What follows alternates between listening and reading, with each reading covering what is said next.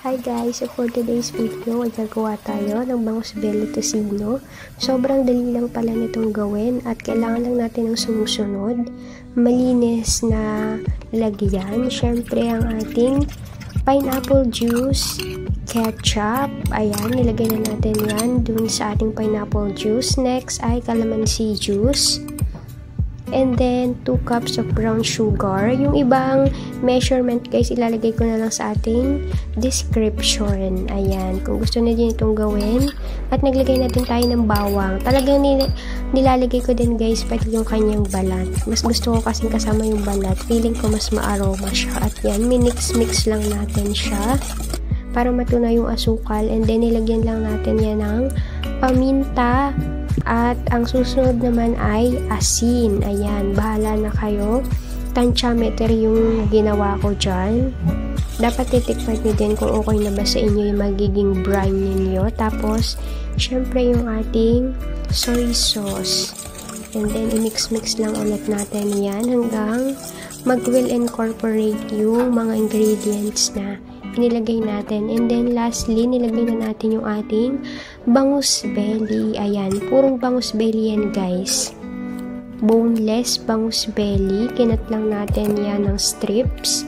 At syempre, ayan, bababad natin yan ng 24 to 48 hours. Ilagay nyo lang siya sa chiller. Huwag nyo ilalagay sa freezer, guys, ha? Mabubuo yan. At yan, after ng 48 hours, guys, pwede natin siyang iprito. Ayan.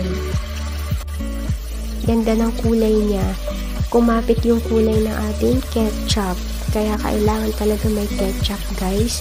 Yung iba, kung ayaw nyo naman ng ketchup, pwede din naman na food color kung gusto nyo mas ma-enhance yung kulay ng inyong tocino. Pero mas prefer ko na ginamit ay yung ketchup kesa food color. Ayan, diba? Mamula-mula yung kanyang kulay.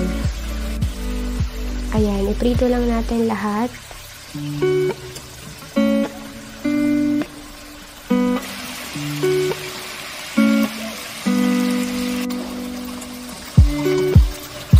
Syempre, bantayan natin yun para hindi masunog. Yan, balik na rin na natin siya kung alam natin na luto na yung side na yun.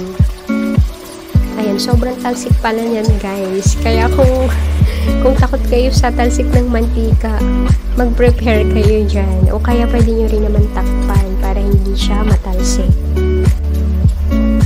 Ayan, madali pala itong masunog, guys, ha. Kaya dapat binabantayan nyo talaga.